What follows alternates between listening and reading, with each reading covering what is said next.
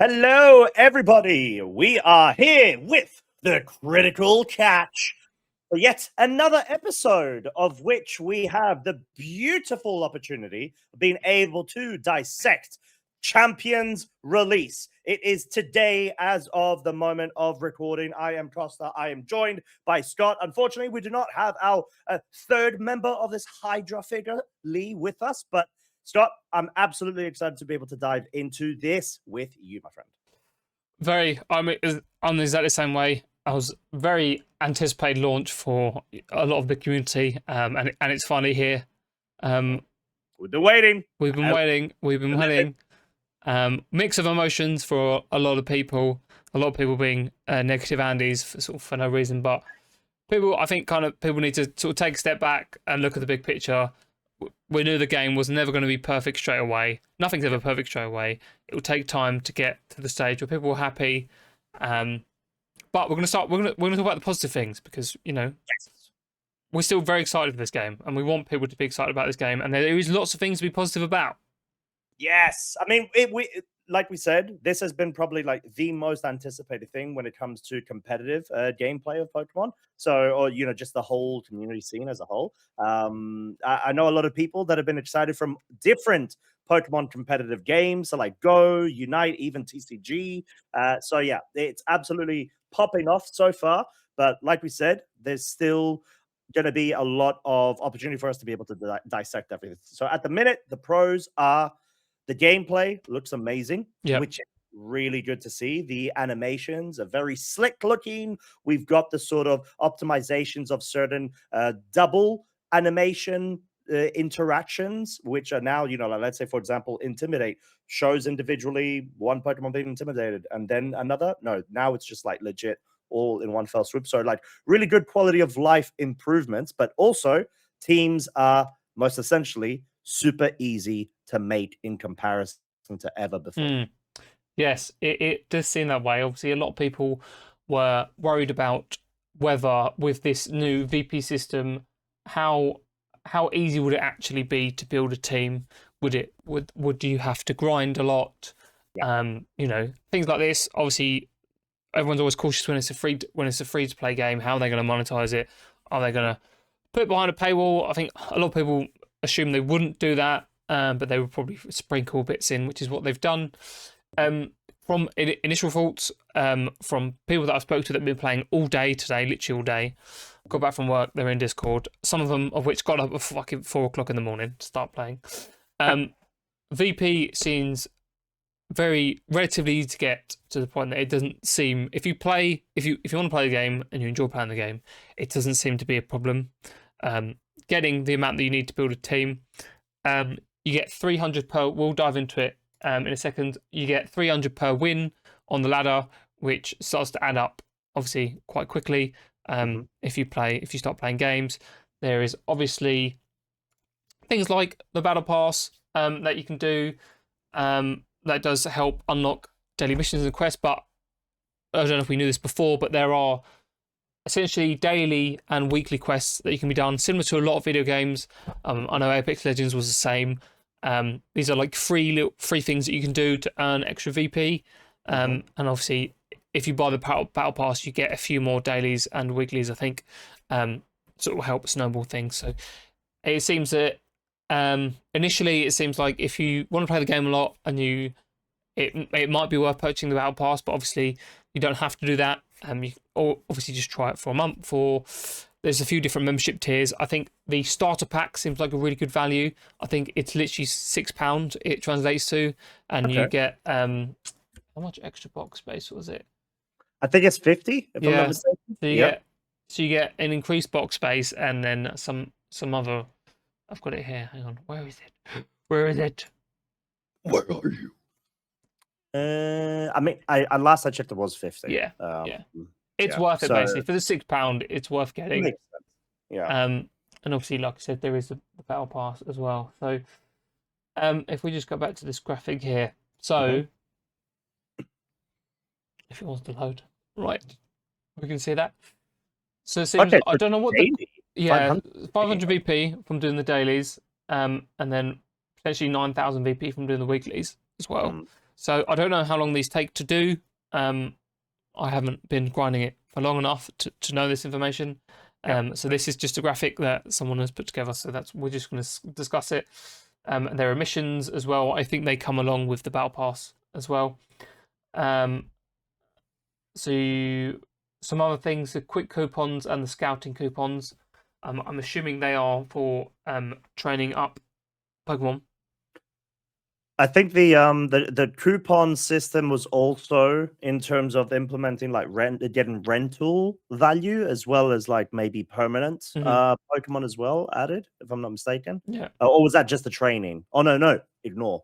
No, that's the training and scouting coupons. No, you're right. So the quick coupons, they must be that then. What you're saying, just like although there's the training coupons. So anyway, so it seems from the tutorial, it seems you get 10,000 VP for completing it. You get 8 Mega Stones, 66 quick coupons, and then 3 scouting buttons. So it seems like off the bat you can get quite a lot of VP, which is pretty important, right? Because the fact that there was this sort of fear mongering to an extent, I would say, or at least a valid concern in terms of, is this going to be essentially Pokemon trying to rinse you out of your money and all that through the pass, and essentially, drip feed small amounts of value to be reinterpreted back? But it just seems like at the minute, they're pretty handy additions if you do want to go ahead and just, snap up the starter pack, especially. I think, if I'm not mistaken, I saw 10,000 VP rewarded just after completing the tutorial as well.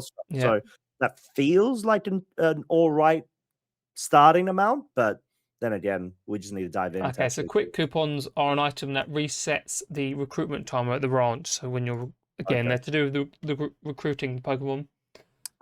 So new Pokemon can become available essentially for you to be able to select from. Okay, that checks out. How much does it say? How much is required to get a new refreshed lineup per quick coupon? Let's have a look. Yeah, because like the value that they're offering suggests that it may be quite a handy amount, maybe even like 10 coupons or something per lineup. Or if not 20, actually. These coupons are used to speed up time between pulls from the Pokemon Ranch. In other words, you'll be able to recruit Pokemon and Pokemon Champions a bit more quickly without spending VP. So if you're not transferring Pokemon from Pokemon Home, this is obviously the recruitment is for the people who don't necessarily already have loads of Pokemon or don't even have any other Pokemon games, so they won't have any Pokemon in Pokemon Home. They won't have anything they can transfer over. So that's what the recruitment feature was built in, so that you don't. It can just be a self-contained game. You can get the Pokemon you need, and so on and so forth. So it's exciting. It's exciting. The fact that we can get it is. I was really worried about the VP, to be honest with you, and it seems that 300 VP for a win is quite a lot, and with the dailies and weeklies, which I didn't know would be in the game, I feel like it sort of helps to keep you playing more often as well, which is like a nice pull in. I know with other games, I've literally logged on, do the dailies, loads of games do it, obviously to drag you in, but if it means you get more VP, you can sit there and you can grind the VP that you need, and then hopefully for a while you won't have to use it. You won't have to grind more. And obviously, if you are transferring Pokemon from Pokemon Home, they do keep their stats that have already been set up from the previous games. So from the EVs and the IVs and everything. Well, not the IVs. Not the IVs, sorry. Just the EVs. And the moves get transferred over from Scarlet and Violet or whatever game it is from Pokemon Home. So yeah, like a lot of positives, like people obviously just transferring Pokemon they've already built up in Scarlet and Violet and are already playing on the ladder. They haven't had to build stuff. But again, from what I've been told, it's and seen and used, it is really quick to build a team that you need to do, which is what we wanted to do. Like, like the whole point of this game was to be more accessible to people. Yep, and it's one of the biggest USPs, right? The biggest USPs, and the competitive side of Pokemon has been quite niche for a long time. It's been slowly growing, like a lot. like obviously a lot bigger than when me and you first started. Like it's not just grassroots anymore. We've got big tournaments, high attendance now. Well, in comparison, Mhm. or these huge halls, stadiums now, even for Worlds and stuff. So we're slowly getting there, and obviously with the staggered release of the mobile version later in the year, hopefully that will help bring in to the mainstream a bit more. I Mhm. feel like if you haven't got a Switch 2 or a Switch at the moment, this isn't probably going to be on your radar. So until the release of the games on mobile, I don't think it's going to sort of kind of hit the mainstream. But I don't think that's a bad thing, because obviously the games are polished now. Mhm. So I think they've probably done it so that when it does release on mobile, it is in a state where, because you don't want to get into like, last thing you want is to try and find that game that looks really cool. You get into it and there be all these bugs and stuff isn't working properly, and so I think they've definitely done the right thing there. And obviously over time, they will get to a stage where the game needs to be. I think some people are forgetting that it is day one of the game coming out, and there are a lot of bugs. And I think you would be silly to imagine that there weren't going to be a lot of bugs in this type of game. It's not like it's not the type of game that would. It's not a traditional like RPG game. Like competitive games are always going to have bugs. Um, Mhm. there's a lot more nuance to how the mechanics works and all these little things which I think probably require a bit more attention, because there's interactions between the Pokemon and things that they still need to work out. Understandably, people are upset.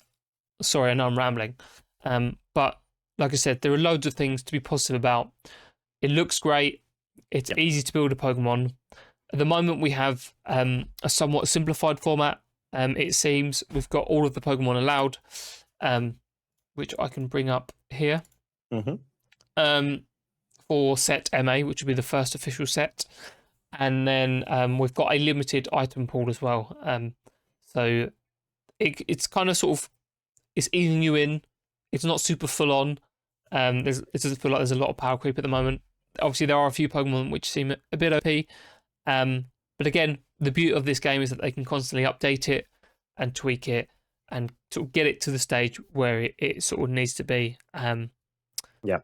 Well, I mean, that's the thing as well about it, right? So you already touched on the topic of there are going to be loads of bugs and all that stuff, and some cases will also be where people may think something's a bug, but maybe it's a new implementation and design moving forwards. And that's sort of the rush of trying to make sure that you get everything in your day zero patches as well. So, like, for example, when you get like a new game or something like that, there's always like you need to further install an update and all that. That's a day zero patch. Mhm. So I'm sure that they would have already had a good amount of things they were trying to get into this fix, but they will probably get something ready. I'd even argue there's probably going to be a case of a day 7 patch. So 1 week after release, That makes sense. they're going to go ahead and try to get another list worth of new fixes or some things that they weren't able to make it in time for day 0 patch, in order to make sure that, right, okay, we already identified this as an issue, we're going to try to have that in the backlog, blah blah blah. But it's like P2 versus P1 status of, let's say,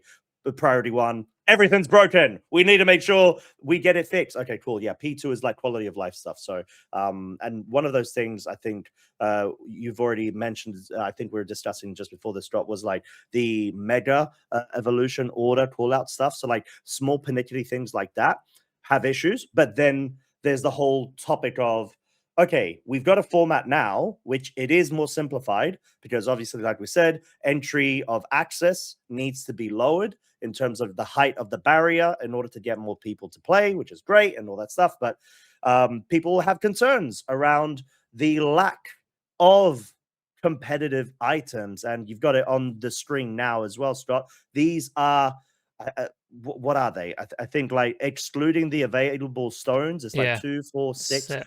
We've got like 50 items to 60, and that's without the stones. And most of them are berries. I'm gonna be real with you. There's a lot of berries, which, hey, they've got their use. Don't get me wrong, but there's a lot of things missing too. I think the most noticeable ones, which people were obsessed about, were no choice bound, no choice specs. Or assault vest either. I No didn't see no assault assault vest. vest. there's a lot of items that have been picked out, so be interesting to see if how they'll introduce the items back in. Obviously, you can get all the megas in game, all the mega stones that you need to get. However, there are 4 which you cannot get inside the game. You can only get from ZA, which is a bit annoying. Which are the Gen 6 mega stones for the mega stars, and also the mega floret stone. So you cannot get them unless you play ZA, which is kind of really jarring. But it is what it is. So I'm not gonna harp on that for too long. But yeah, I mean, this has changed, right? So I know it seems like to the full-on competitive heads like us, for example, it's like, oh, well, this feels like a bit of a step back, but let's not forget, this is just release. This is the first format. They are going to be reintroducing items. I know there was controversy as well around Eviolite and non-final evolution Pokemon not being available in this game, excluding, let's say, like the Pikachu, which is why there's a light ball item available in Champions. But yeah, this is like something that we're building on at the minute in terms of foundation. And so far, with what I've seen, this is a really good way for us to be able to just fully dedicate, the competitive scene onto this platform, which is looking amazing so far. Yeah, I think another thing as well, which kind of alluding to what we were saying earlier, if you threw everything, every single mechanic, every single Pokemon, every single ability into a game straight away, it's going to be chaos. It's going to be chaos. Yeah. So it's probably the reason behind why it's got at least for the first official rule set, there is such a small amount, in comparison to other formats, such a small pool selection to choose from, as well with the items, because there are so many things that need to be mechanics that need to be worked out, and like you said about the mega timing and the mega order and stuff, like these are little things that will be ironed out over time. So it could have been it probably would have been way worse if they had given us everything to start with. So it just wouldn't make sense, because you want to be able to introduce, sort of like restricted parameters in terms of the power scaling of the format. So, like, let's say, for example, if we just had every single Pokemon in, like you said, Scott, then only the strongest Pokemon would be the most popular, right? You want to be able to create a format where Pokemon that aren't necessarily used, if at all utilized in competitive format, this is their time to shine, especially when we don't have like an additional gimmick, excluding obviously Mega Evolution. But Mega Evolution is its own sort of can of worms, because you've got a couple of new entries as well, which it's cool to see. But we know that there are some revealed mega abilities as well with these new entries. Should we talk about them quickly? Because we should. Not all the new megas from ZA are in the new set, which again I think is a good idea, because why chuck them all in at once? Yeah, why do you want to have Zygarde appear straight away, mate? Just chill. Yeah. Please. So we'll start in the top right. We'll start in the top left. So we've got Mega Clefable and gets Magic Bounce. Oh, okay. Ooh la la. That's not too bad, mate. That's not too bad. It's good. I do like Magic Bounce, especially for Pokemon that often run status moves. Yeah. Can't be taunted, all that jazz. And then in it's out for Mega Victory Bell. Do you know what that does? Yeah, so that's a Mewtwo's signature ability, where essentially I think it's upon being KO'd, you deal X amount of damage, like 1/4 or 2/4 or something like that. Oh, nice. Onto nice. So basically, at least in my opinion, this feels like an L in terms of what Mega Victory Bell could have had with abilities, but that's left to be seen, because it doesn't benefit off of it as much due to it's not as strong defenses. That's my point. If we're talking about L's, let's not get started with Mega Emperor. No. We're not even gonna discuss Mega Emperor. It's what we said in like the last episode. Unfortunately, it's got a cool staff, an amazing design, just no love in terms of the ability side. Yes. Okay. That's fair. Let's forget about that for a second.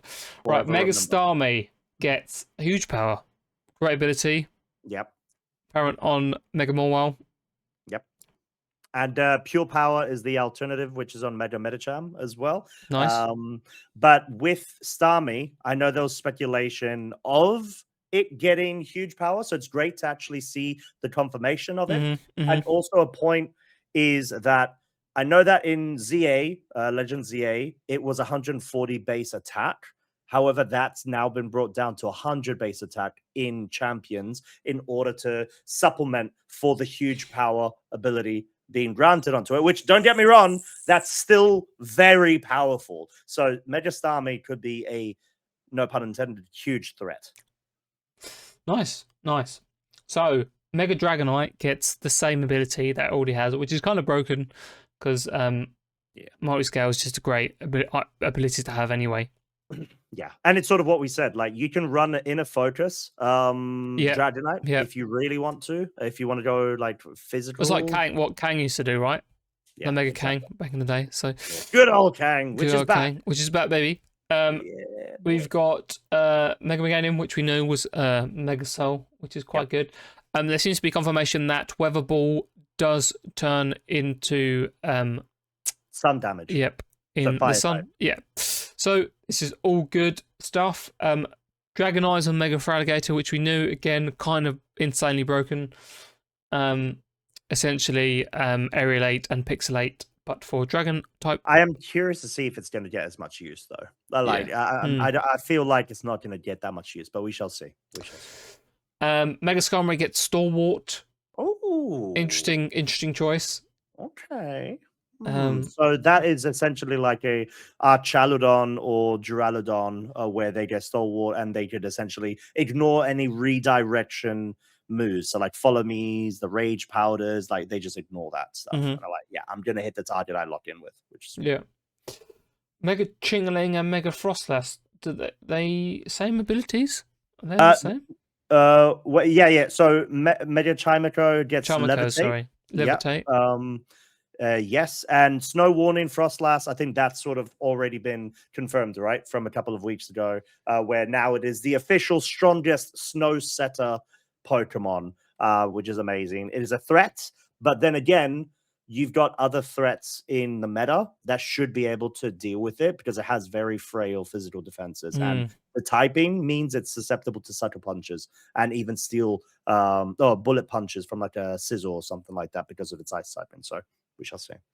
Nice. And then we've got Nobody Loves Me, Mega Emerald, Mold Breaker. Which I don't even know what you're talking about. That's not a Pokemon anymore. I'm sorry, Mega Emerald. We'll just pretend that doesn't exist. No.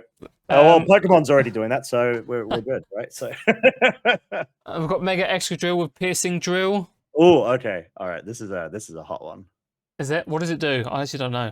So it's essentially Urshifu's Unseen Fist. Oh yeah, that's crazy. It's only quarter of damage, though, isn't it? Yeah. So quarter damage. Which I'm not gonna. It's like a Dynamaxing. Yeah, basically. Yeah, that's exactly the vibes it's evoking, right? Piercing Drill, so it's essentially Unseen Fist. 25% damage through Protect. It does break. This is only through contact moves. So Earthquake will not work.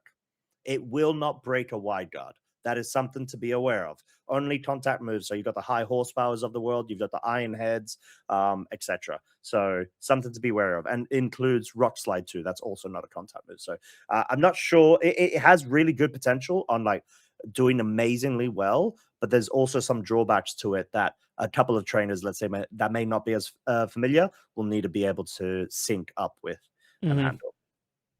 Nice. So on to Mega Chandelure gets Infiltrator. Yeah, so that's one of its original abilities. Yes. So. Yes. Yeah, if they put on like Flashfire or like not Flashfire, I feel like Flashfire would have been nice to see. But if they had put like Shadow Tag, that would be insane because it used to get Shadow Tag until it got remember. Yeah. But yeah, I think they had to keep Infiltrator, right? Because they don't want to make it too powerful. Yeah. Mega Golem gets Unseen Fist. Mate, that's kind of crazy. This is genuinely insane. And it kind of, when you look at the theory of it, you're like, it actually makes sense. It's got huge fists that, because of its ghost typing, can be unseen, and it, just Preach, like smack baby. you out from the shadow dimension or shadow realm or something. But then, oh my god, we've got another one. Like, we got another busted potential Pokemon. But also in tangent with piercing drill, it's been confirmed Unseen Fist has now been nerfed to 25% as well. So that's a all-round nerf on that interaction of an ability, which is great news. But still busted. Nice. Cool. Very cool. Very exciting. Right, so on to the 3 Gen 6 starter Megas. Mega Chestnut and Mega Greninja get the same hidden abilities. Yep. And Mega Delphos gets Levitate, which is very interesting. Yes, I think it's an amazing ability on it. I know that, I'm a Psy spam connoisseur. However, this doesn't takes away ground need- weakness, doesn't it? Exactly. It doesn't need psychic terrain to function. You could have this on a sand team and do amazingly well by being immune to like side earthquakes and deal psychic as well as fire type moves, which is so good for coverage. Yeah, really exciting stuff. And the other 2, I think, Protein is a great ability. We already know that. Already been nerfed once, unfortunately, but and then Bulletproof is kind of cool, but it's got its applications, mate. Yeah, it has indeed. Like Chestnut, it finds a way to be able to just wall Pokemon like Flutter Mains in current Scarlet Violet formats, because they've got like Shadow Ball. Moonblast doesn't work necessarily, but that's where you had like Terra, Fire, and all that stuff. But basically, if put in the right position, Mega Chestnut could do a really good job. But I'm not sure how well that plays into the Mega Evolution Stone, as opposed to having like an item, a regular one. So left to be seen. Yeah. On to probably one of the most broken Pokemon, it seems, at the moment. Mega Floret gets Fairy Aura. It's basically Xerneas without Geomancy. It's kind of crazy. Yeah. But it's pretty insane. It's pretty insane. And it gets a signature move as well, doesn't it? So I'm curious to see how that pans out. If it's confirmed, and if they'll nerf it, they have the ability to do that now. Yeah, that's true. Oh, they could fly. easily do it, mate. They could easily do it. If they make balance changes between sets, that'd be kind of cool. I feel like they should, right? To an extent. It depends on like how different of a format it's going. So it's sort of what we previously discussed. Maybe like a quarterly balance patch might work a bit better rather than like monthly or bi-monthly. But we shall see. Yeah, for sure. Mega Meowstic gets Trace. I think the biggest letdown of the new Mega Evo ability reveals. Really? I'm gonna be real with you. Yeah, for me personally, because it falls into a category that it was already competing against Mega Alakazam for like strongest psychic type. And I know that on the pre-champions showdown format stuff, people were theorizing psychic terrain or psychic surge, right? Which brings psychic terrain, which is absolutely busted. And I'm glad that they didn't give it, because that would be insanity. But Trace is literally the same ability that Mega Alakazam gets. And Mega Alakazam outpaces it and out damages it. So for me, this is a L, although there could be a case of competitive. Running competitive on female Meowstic in anticipation intimidates and stat drops, and then going on the offensive. But yeah, those are my thoughts. Unfiltered. What are your thoughts, Stroke? Yeah, it does seem a weird choice. But only time will tell how much use it will get. Indeed. On to Mega Haunter. It gets no guard. Did he get that before? So no. And right, people are already saying, oh, okay, this is gonna be, haha, so great to land all of my rock slides, because basically Hawlucha didn't need no guard. Like, it really didn't need it in any way. But at the cost of, like hurricanes now being 100% accurate against it without needing rain, because obviously it goes no guard both ways, right? Offensive and defensive. But I think literally just before hopping on call, I saw someone post a video that, oh, hey, by the way, Mega Hawlucha has entrainment. And You know what that does, Scott? I don't judge if you don't. It doesn't it? It copies your um ability or move Ability. The ability. user's Yeah, ability because that Durand uses. gets it. I remember using it. That's it. Yeah. Yeah. So you can do that onto a partner Pokemon that has a one-hit KO move that it knows. Down. And now it's dealing one shots without any issue. Accurate 100% of the time. Down, And son. so get ready to deal with that on ladder, peeps, because you're going to see a lot of it. And I may be one of the people running it too, so be warned. Is that a threat? Mate, you already know it's a threat. I didn't need to say it's a threat. Oh, it is a threat. That whole Lucha is a threat with entrainment. Exciting, exciting. Mega Crabominable gets Iron Fist again. It does. So I was really hoping to see Defiant. Unfortunately, that did not happen because that would have made it probably the best Mega Evolution, in my opinion, of this list. But yeah, it is what it is. It's a bulky boy. It already knows Hyper Cutter from before, so it's immune to intimidates upon switching and stuff like that. But then it promotes itself into Iron Fist. So I think it would probably be preferred for it to keep Hyper Cutter rather than Iron Fist, but that's just my opinion. Yeah. Nice, nice. Mega Drampa gets Berserk. Disappointing. What does it do again? When at half HP, you get +1 in special attack. Oh yeah, it's a bit mid, isn't it? It is mid, because they were sort of like in the Pokedex data and all that stuff. They're bigging it up as if like it brings storms, and people were theorizing drizzle and all that. But I would have liked something else, like maybe even maybe not even Sap Sipper. No, I think I'd prefer Berserk over Sap Sipper, to be honest. But no, I was hoping for something else. Berserk, I guess, sure, because you don't want to make it uber busted and trick room stuff, but c'est la vie. C'est la vie. Mega Scovillain gets Spicy Spray. What the fuck is that? So that is a new ability as well, alongside good old Piercing Drill. It doesn't do the same effect. What it does do is every contact move dealt or interacting with Mega Scovillain. Oh yes, this is crazy. There you go. It Forces burns. a burn. That's mental. Yeah, mate. That is pretty busted. I'm not gonna lie. Now, obviously, they've been able to balance that by having on Mega Scovillain, which is not busted in terms of stats as a Pokemon. It's got great typing, Grass Fire, which is pretty heat, and obviously we've seen Ogerpon Hearthflame do really well with that in Scarlet Violet format stuff.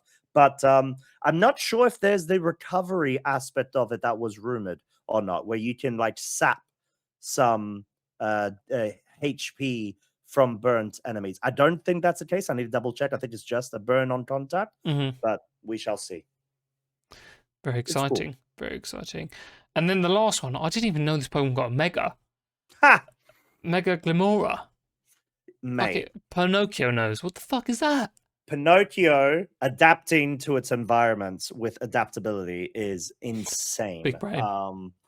Just a bit. There was theories going around with Levitate as an ability for it to be. That would have been very busted. I think we were talking last time with Lee as well that it would be amazing if I had it. But no, adaptability does mean that it's stab, so like same type attack bonus moves, so poison and rock, rather than hitting 1.5 more, so like a multiplier, so 50% more, it's going to be 100% more. It's going to be 2.0 multiplier, which means it's going to be a very, very powerful little poison needle.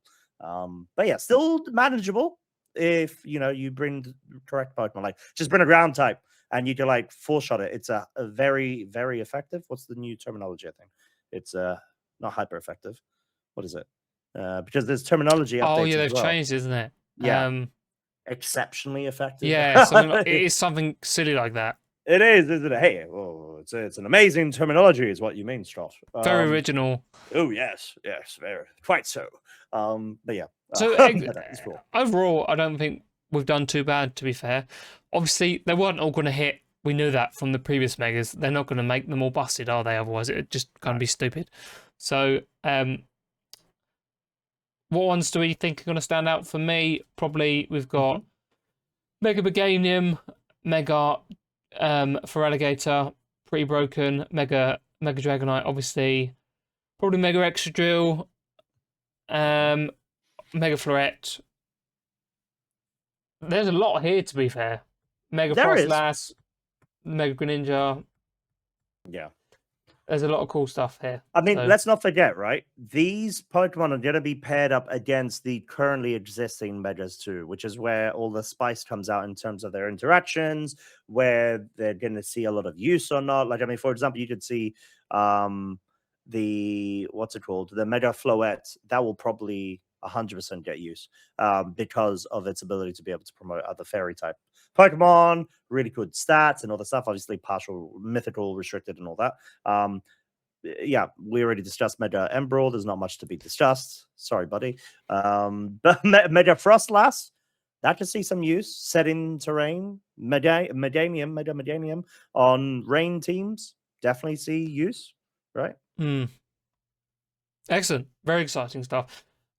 Well, I guess. Wait. No. Go. Before we move on, go. Yeah, before we move on. What is your favorite of this list? Your number one? Mega Ember. You're not being, mate. Okay, all right. So I'm gonna ask you again, just so you could give me a serious answer this time. What is your favorite Pokemon from this Mega Evo list? And that is not Mega Emerald. I think Mega Meganium kind of sounds. It just seems really cool. Yeah, it's got a cool ability. It really looks thick. Meganium, I feel like it's needed some love for a long time. So it has. It proper has. What about you? The one I think is the most busted. I mean, I think there's like 2 or 3 that are busted, but I'm just gonna commit with Mega Dollar because I feel like that has some raw potential. But yeah, so Mega Dollar, it gets Unseen Fist. Its Shadow Punches are going to be hitting extra juicy and more powerfully. Especially ground typing is really cool against like quad effective Pokemon. So yeah, Mega Dollar for me, and its design just looks really cool. Yes, exciting stuff. Now we briefly touched on some of the balances and stuff that they could potentially do, but I think some of the rather positive changes that they have, because they have changed a few mechanics, is some of the adjustments to some of the status moves, everyone's favorite status moves. Yes. Ooh. So, for those of you that don't know, Paralysis, Sleep, and Freeze have all been nerfed. Yes! Sorry. Well, if you didn't know, you now know 100%. So, I think so I'll tell you what it is, and I think why this is good. Paralysis now only has an 1/8 of a chance to be full paralyzed. Sleep, instead of 3 turns, is now only 2. And there is an end game to freezing now. It is maximum of 3 turns, a bit like sleep. So you cannot stay indefinitely frozen before, which kind of made it really broken. So why this is a good change is some people that love Among Us will probably moan about this. Or some people that love the spam sleep will probably moan about this. But obviously a lot of things that push people away from the game are the RNG aspects of the game, right? There's a lot of things that, no matter how hard you try, are really difficult to control. Because as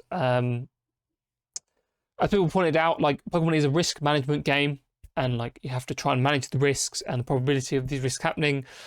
Why it's very difficult to play. So by doing this, one, they're not taking it away, but they're reducing the RNG without removing it, which I think why it's really powerful. Because to take it away, I think would be too easy. You know, people would be really upset if they just removed these statuses like completely. So by essentially nerfing them to a point where they're still useful, but like not super useful, not as OP as they can be. Like I said, Freeze in the past on snow teams, kind of insane. We saw it happen at events before. Las Vegas regionals last few years, literally people just getting screwed over because of like a blizzard freeze. Cannot move. Kind of hilarious, but also stupid. And then Entertaining for sure. yes, and then sleep is also another thing that I've unfortunately inflicted this pain upon people. Getting the max sleep turns is very, very frustrating for people because 3 turns in a Pokemon battle, not being able to do anything is horrible. Obviously, you get the guaranteed 1 turn, but now instead of 3, it's 2 maximum. And then the paralysis as well. Another annoying thing. Didn't really bother me too much, maybe because I haven't personally been affected by it as much, but has also been nerfed. So, what are your thoughts on these changes, Kosta? For anybody tuning into this pod episode audibly and not visually, a tear did just drop down from my eye in terms of my happiness of seeing these changes, because oh my God, this is what we've been asking for. At least I've personally been asking for, because you've mentioned, Scott, you've had the privilege of not being impacted by full paralysis turns. That's just another Tuesday for me, my friend. So yeah, seeing 1/8, so in other words, 12% is fantastical. It's 12.5, but Pokemon usually rounds down, so that's why it's 12%. 3 sleep turn to 2 is so good. That promotes healthiness in terms of just the toxic sort of scenario that we find ourselves in with, Pokemon, like you said, Amoonguss being OP in every format. So this finds a way to assist with nerfing that, which is super, super good. Now, I'm curious to see what the percentage chances are if they remain between the first turn and second turn, since now we've got one of the 3 turns removed. And then freeze, yeah, I didn't need to cover that. You covered it very, very well. It was the most unhealthy status that existed in this game. So I'm so happy to see they finally put a limiter on it and a consistent 25% of thawing out, which means they still respect that status, not having, let's say, a guaranteed freeze capable move to say, okay, well, you can 100% guarantee sleep with Spore. You could do it with Burn to an extent, definitely now with Mega Strovelin, right? If the conditions are met. And then paralysis, you could do it as well in certain means. But yeah, freeze is so good. So this is a really good change. I'm so happy to see that they've been listening and they've been watching the feedback and all of the competitive moments of our season 2 with VGC. It is exciting that they have made this kind of proves that they are willing to. I mean, they've done it in the past. To be fair, they've always done it. They always make changes, not as often as we would like. As we mentioned, it'd be nice for them to do it more often. Well, semi regularly at least, because some things it will keep the game fresh and stop things from just dominating a format for however it's been legal. So it's a good way to spice things up without necessarily taking stuff away, nerfing things. So I'm very excited for these changes and potential changes to come. Obviously, not all of them will be great. They will make mistakes, but that's part of the learning process. Exactly. And that's what this game's all about. I think it's very easy to poop all over the release of the game, but I think you've got to be mega naive to kind of sit there and think that this was going to be like a 10 out of 10 game on release day, given the type of game that it is. You should have seen that if it was ready, they would have released the mobile version with it at the same time. There's nothing wrong. People wanted this game for a while, and they've released it, and it's here. And we should be thankful that it is here. And I'm super excited for the direction that we end up going in. I think it's a great time to get into competitive Pokemon. It's a great time to play Pokemon. I never for the life of me ever imagined we would get a sole game just for competitive bonds when I first started playing. Same. So yeah, I think it's a great time to just sort of play Pokemon. You don't have to buy the game now. I know a lot of people aren't massive fans of buying the main series games. They now have the option of not having to do that if they want to play competitive Pokemon. You don't have to do these insane grinds that you had to do. The stupid move to a TM machine bollocks that we'd had to put up with Scarlet and Violet for fucking 4 years is gone. you know, Mate, Scarlet and Violet wasn't even the worst of that. Okay, yeah, let's not talk about the older games. Let's not talk about Sun and Moon. Let's not talk about Gen 6. Like, because that is pain, my friend. So I agree with you. You're right. This is the best time to get into competitive Pokemon on the video game platform. And what a way to go about it. Give it time. It needs tender love and care. And I think we're going in a really good direction. They will take on the feedback. We heard the director as well, the producer, from the Q&A a couple of weeks ago, say that they are going to be on top of all of the changes. They're going to be implementing the balance patches as well in order to sort of listen and hear out the community in terms of what works, what doesn't, what needs improving. So this is just all positivity. Sure, there are going to be the negativity points, the things that we would like to see or we would have liked to see, but it's just a work in progress, mate. And we just got to focus on what's in front of us now and know that there's going to be more to come in the future. 100%, 100%. Another positive change, actually, which I've just remembered or found in my millions of tabs I've got open up here. I don't know if you know this, Kosta, but so Pikalytics, I don't know if you've heard of the website that sort of kind of data mines what the statistics of what Pokemon are being used, the natures, the abilities, the items. It gives you all that information in a nice little website package information. Well, it seems that Champions now does this for you. So you go into What? Yep, you can now go into a I can't remember what section it is. I've got it up here on the in the game, and you can look at your past battles, and you can do this for single and double battles.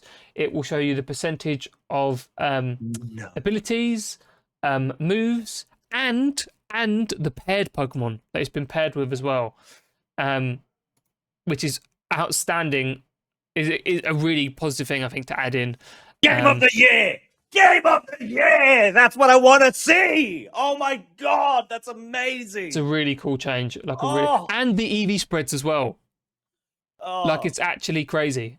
Oh my god. So for all of our fellow stat nerds, this is just like peak, because this helps you draw a graph in terms of understanding what works, what doesn't with your team, and not have to sort of second guess it. And you can sort of track and monitor the progress of it based off of new additions and changes that you make, and just go back to the drawing board. So this is something that we have to use external documents now. And like you said, Scott, certain tools as well in order to track. And this is just another indication that they are taking this very, very seriously. For sure. And trying to work on quality of life improvements and try to make this game pop off into what seems to be a esport, a proper esport that I'm hoping we'll be able to navigate towards, which I'm confident we will be. 100%, 100%.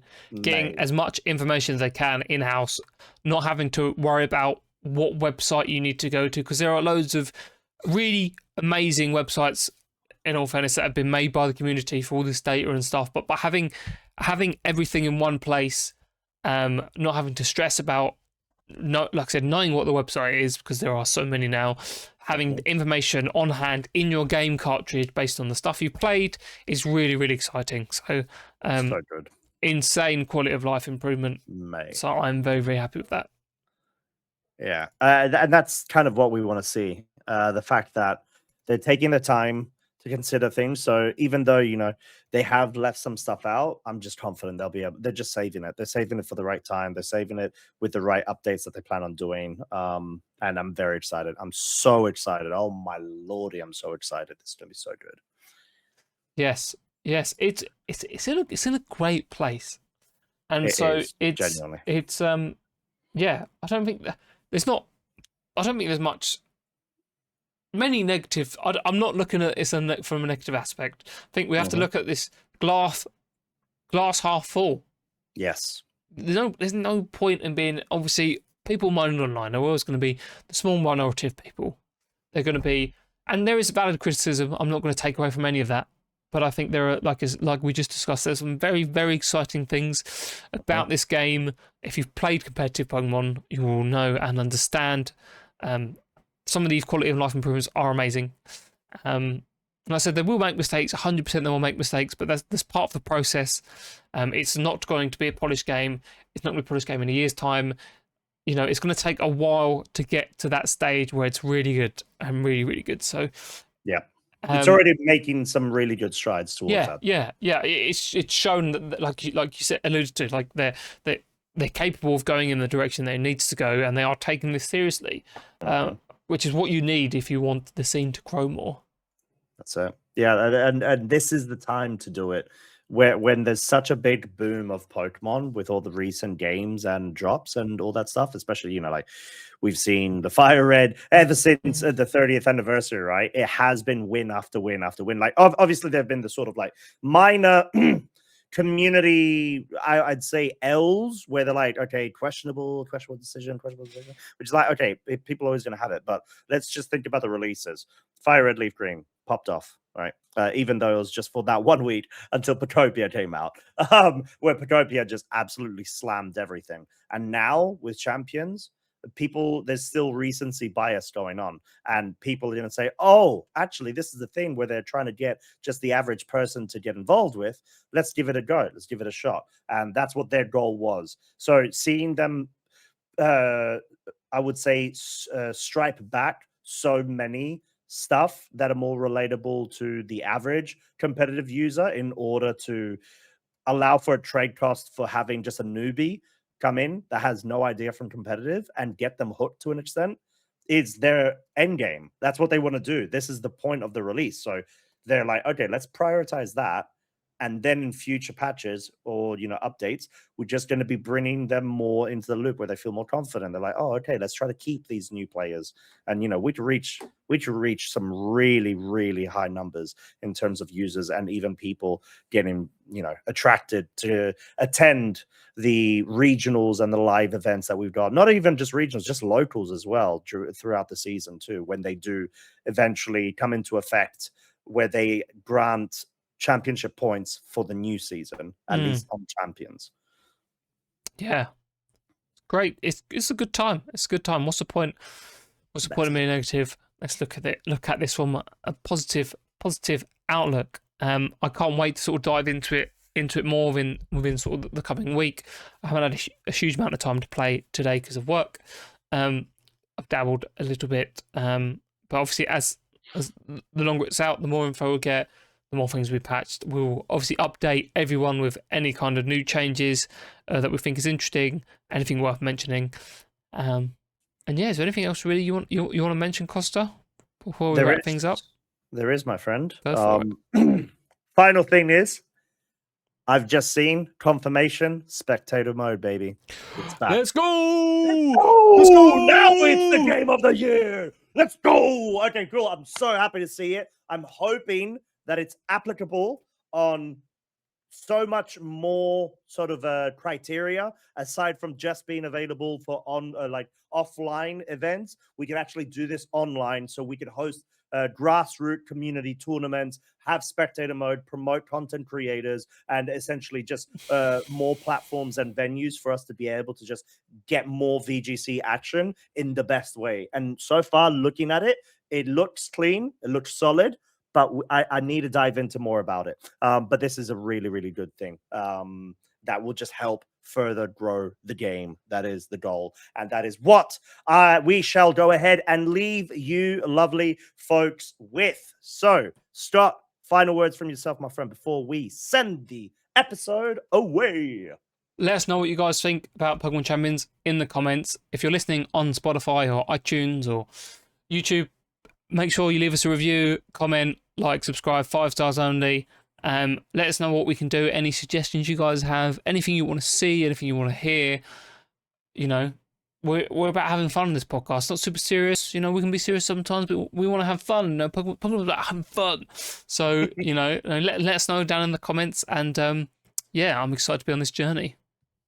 Likewise. And with that being said, thank you very much once again, everybody, for tuning in. We will be catching you next time. So make sure to check out all of our stuff that Scott's already gone ahead and covered. I'll be seeing you next time. Peace. Bye.